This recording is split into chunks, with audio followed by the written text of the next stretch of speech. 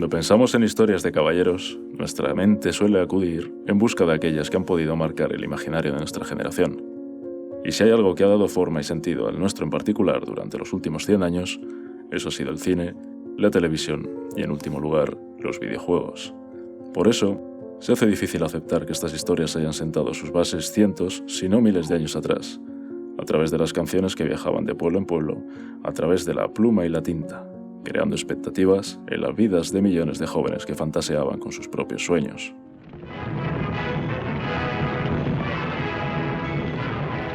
En la Zaragoza de 1508, durante los siglos de oro en España, o dicho de otra manera, su edad dorada, se editó Los 4 libros del virtuoso caballero Amadís de Gaula, obra que, sin embargo, ya existía 2 siglos atrás. De autoría debatida hasta el día de hoy, narra las aventuras de un príncipe abandonado al nacer en un arca que flota sobre el curso de un río hasta que es rescatado por un caballero llamado Andales. Este niño y futuro caballero acabará viviendo una serie de aventuras a las que no tardarías en encontrar un equivalente actual.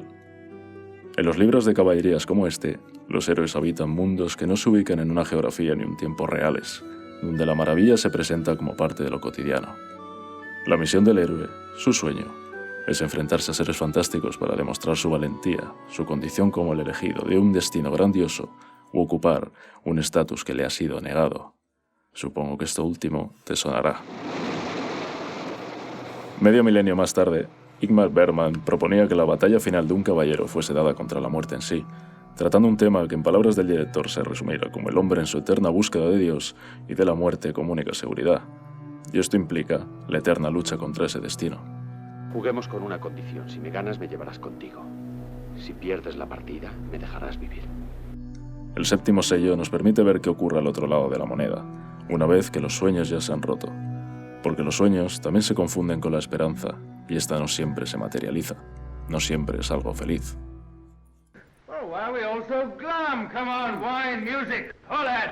Menos de 2 décadas después, fruto de diversos juegos y formas innovadoras de entender el ocio frente a una mesa, surge Dragones y mazmorras. Y un niño llamado Kentaro Miura escribe su primer manga con tan solo 10 años de edad. Este niño lee mangas como Devilman o Vinland Saga, y más tarde ve películas como Excalibur o Conan el Bárbaro.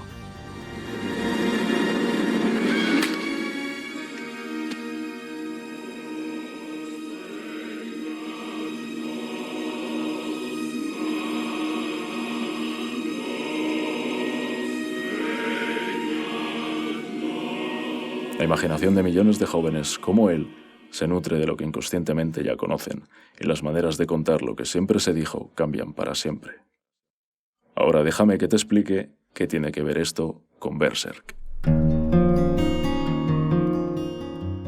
En 1988, Miura propuso el prototipo de lo que más tarde sería una de las obras más influyentes de su generación. Debido a su pobre recorrido en la animación, para Occidente el nombre de Berserk se ha visto relegado a un segundo plano, aunque a día de hoy, 3 décadas después, con 41 volúmenes y sin un final a la vista, puede presumir de tener una de las bases de seguidores más fieles del manga. Después de todo, son ellos los que mantienen el sueño en pie. Fue 2 años más tarde de lanzar el prototipo cuando se pudo ver por primera vez a Guts haciendo niños con un demonio antes de matarlo. Este sería el inicio de una de las historias más épicas y cautivadoras de nuestro tiempo, un manga capaz de cambiar aquel imaginario al que hacía referencia al principio.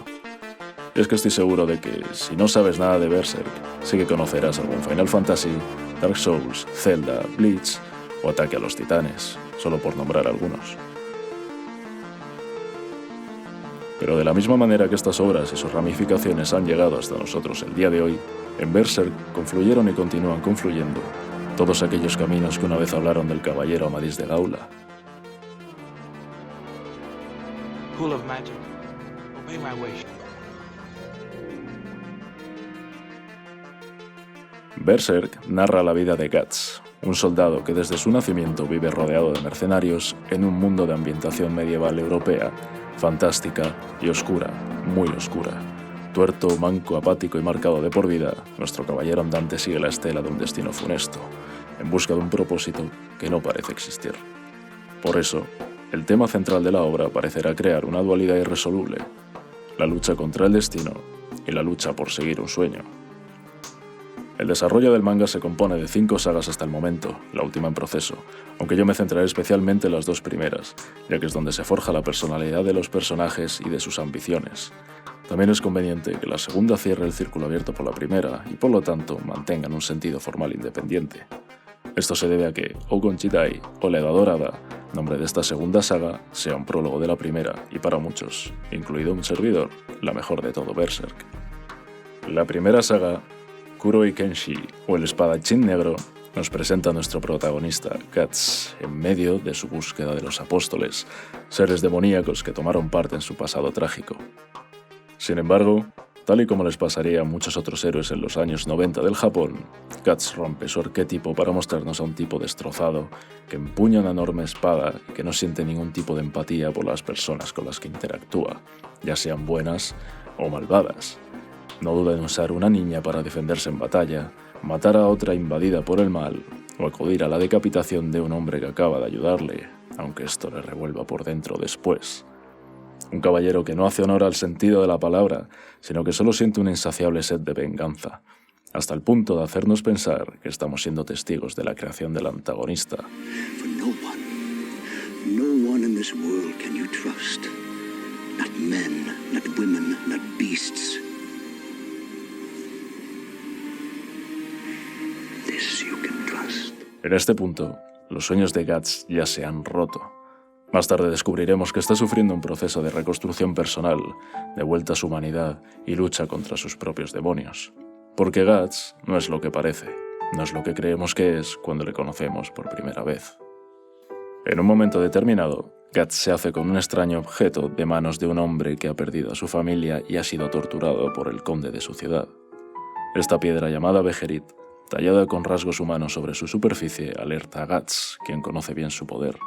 Abrir el camino al infierno, invocar a la mano de Dios.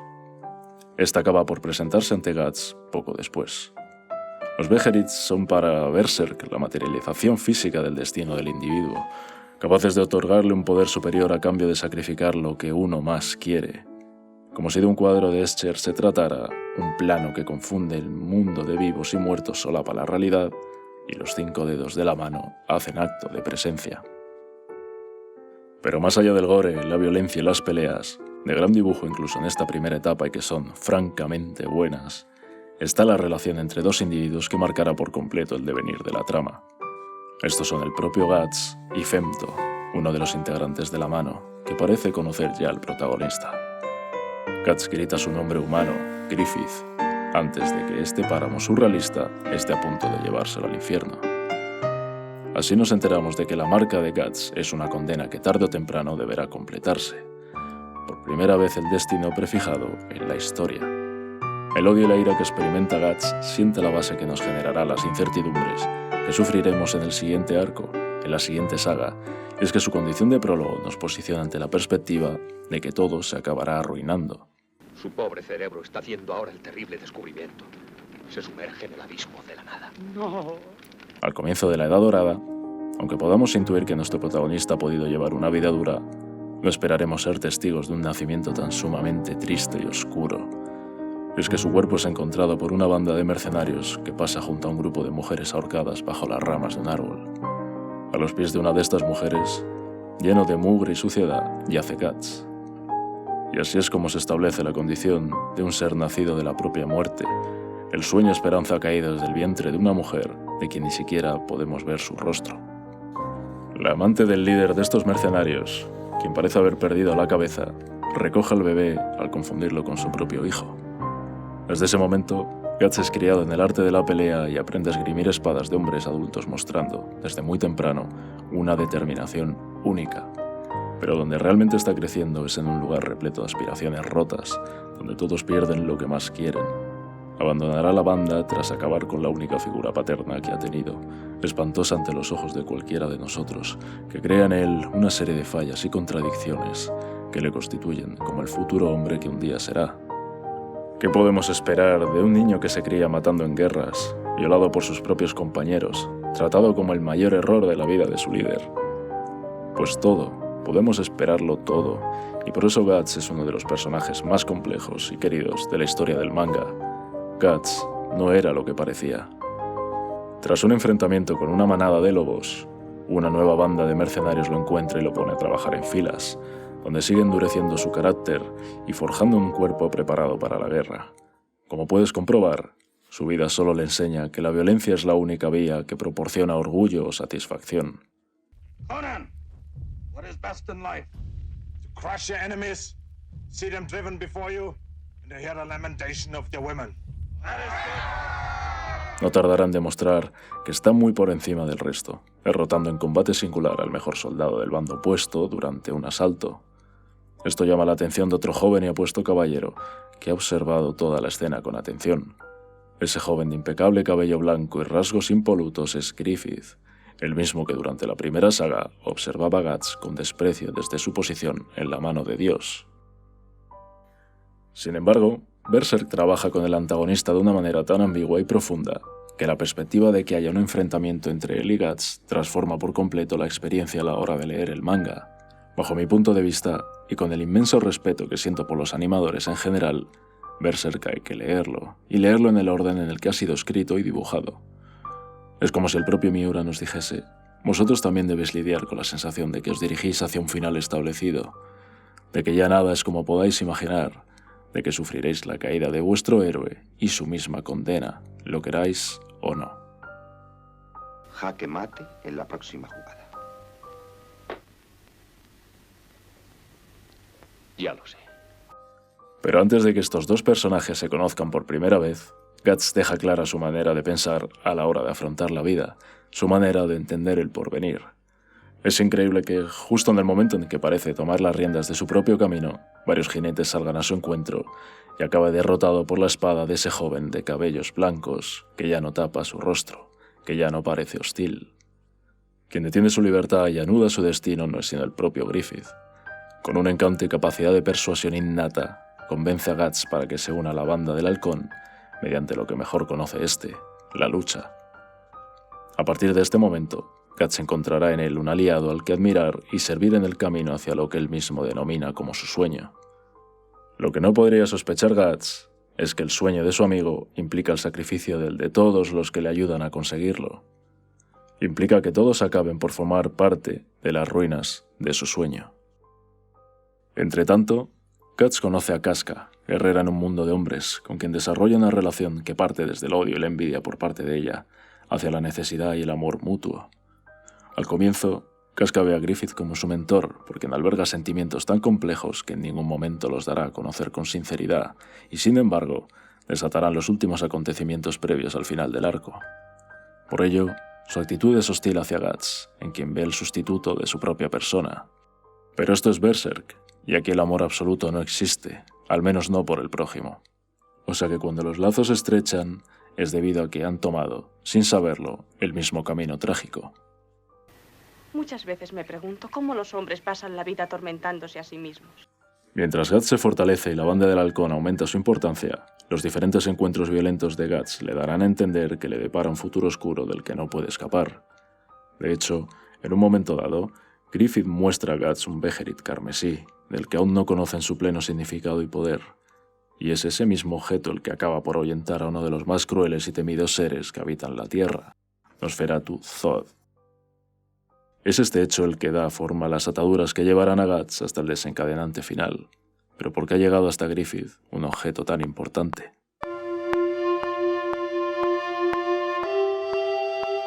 Antes de llegar ahí, la trama política y bélica es aprovechada por el ingenio e intelecto de este para escalar en la aristocracia, hasta el punto de establecer un probable matrimonio con la futura heredera de la corona del reino. En aquel momento de esplendor, en lo más alto para la banda del halcón y su líder, Guts decide tomar su rumbo independiente por primera vez en toda su vida.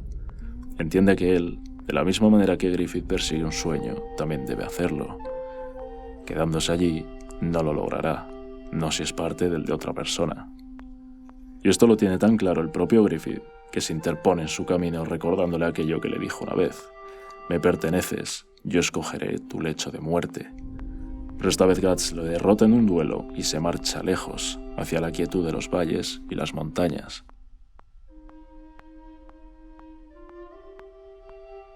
Griffith, ciego de ira y en busca de algún tipo de satisfacción, desvirga a la princesa del reino y provoca la reacción del rey contra él y todos los halcones, que son diezmados.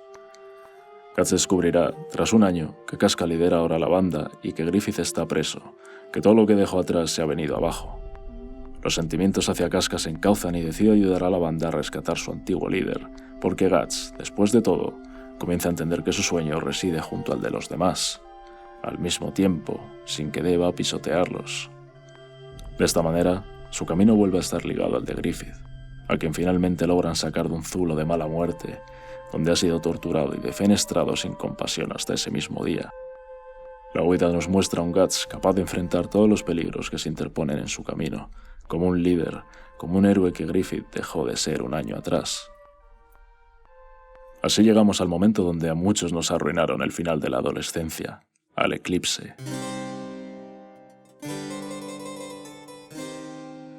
Griffith, tras comprobar que Guts le ha arrebatado todo lo que, en definitiva, podría ser su sueño, huye de la banda de mercenarios en una carreta como algo frágil y ridículo, hasta que cae de ella con torpeza. Con el cuerpo destrozado, sin lengua y con el casco como única reminiscencia de su pasado heroico, observa que el Behelit que poseía reaparece ante él y se activa. La mano de Dios le ofrece ser parte de ella a cambio de sacrificar lo más importante para él, y Griffith, después de un año de sufrimiento, rencor e incertidumbre, comprende que se encuentra ante el momento que había deseado toda su vida, ante el sueño que perseguía. Comprende a sí mismo y con la ayuda de su propio creador, que sería injusto para todos aquellos que han luchado y muerto a su servicio haber entregado sus vidas en vano, y que por lo tanto el sacrificio y su sueño deben ser realizados. La banda del halcón es marcada y una horda de demonios acude a su encuentro para darse un festín con ecos de banquetes platónicos, que acabará con los personajes que hemos conocido hasta entonces, uno a uno, sin contemplaciones. Esto tiene que ser un sueño, dice Corcus. Sin embargo, duele mucho. Pero claro, Corcus, el sueño no es tuyo. Guts combate hasta la extenuación y es obligado a observar cómo Casca es violada por el Griffith ascendido, convertido en femto, en una de las escenas más impactantes y traumáticas de la historia del manga. Guts pierde la visión de un ojo en el forcejeo, así como uno de sus brazos al ser arrancado por él mismo en pleno arrebato de desesperación. Griffith le observa con detenimiento, sin prisa por acabar, con la certeza de que está devolviendo todo lo que guarda en su interior. ¿Pero por qué lo hace? Parece que su voluntad es la de que Guts interiorice lo que está pasando. El eclipse se rompe y Guts y Casca son rescatados. Casca pierde el norte y la memoria, se convierte en una persona que ya no solo no es capaz de reconocer a Guts, sino que lo teme. Y es entonces cuando éste decide dejarla a buen recaudo para cometer la venganza contra la mano de Dios, todos los apóstoles surgidos bajo su aura y Griffith. El círculo con la primera saga se cierra y Guts se enfrenta a una vida que debería haber acabado. Su marca lo atestigua. Los demonios le acosan en las noches y siguen su rastro. Ya no puede permanecer mucho tiempo en un mismo lugar, ni relacionarse con nadie a quien pueda perjudicar. El caballero andante vaga por un mundo de sombras con un propósito que no es sino el de luchar contra el destino que le habían asignado. Su sueño se ha roto, al menos por ahora. ¿Por qué no logro matar a Dios en mí? ¿Por qué sigue habitando en mi ser? ¿Por qué me acompaña humilde y sufrido, a pesar de mis maldiciones, que pretenden eliminarlo de mi corazón? ¿Por qué sigue siendo, a pesar de todo, una realidad que se burla de mí y de la cual no me puedo liberar? Griffith es un individuo complejo, que no hace sino redundar en lo verosímil que son los personajes en Berserk. De la misma manera que Gambino amaba de corazón a aquella prostituta que adoptó a Guts, aun siendo capaz de vender su cuerpo después o matar a cientos de personas.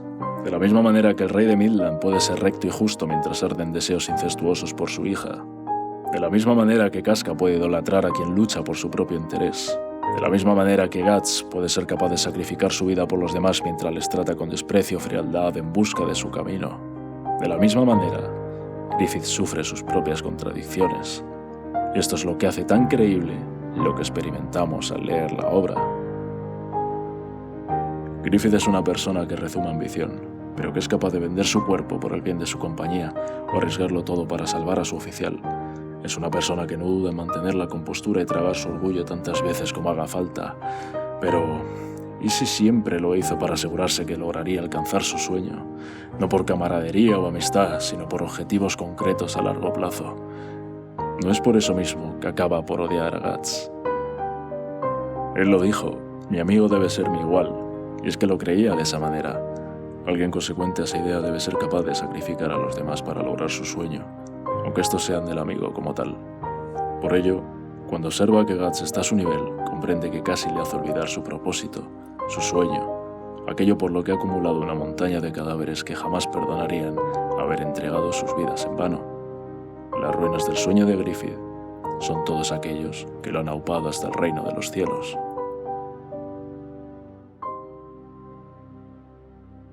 Pero hay algo que me dice que Griffith busca su propia redención. Y no solo porque el universo de Berserk sea cada vez más luminoso y onírico, que cada vez sea más un sueño en sentido literal, sino porque entiende que su propia ambición será la responsable de su caída. Ya dista de aquellos caballeros que, como Amadís de Gaula, luchaban contra los demonios y no junto a ellos. Dista del propio arquetipo en el que ansiaba verse representado. Y la revelación del eclipse y sus posteriores encuentros con Guts parecen suplicar que sea este quien deba acabar con su existencia y así su sueño trascienda al de él. Que viva, en definitiva, en los sueños de su igual, de su amigo. Sin embargo, a día de hoy solo podemos esperar para ver la conclusión de esta historia. ¿Quién sabe si Miura sufre las presiones de un contrato y su obra tiende a no finalizar nunca? ¿Quién podría asegurarle, como autor, que no está enfrentando a un destino que de alguna manera también estaba escrito? ¿Quién nos podría asegurar a nosotros, como lectores, que no somos parte de las ruinas de un sueño?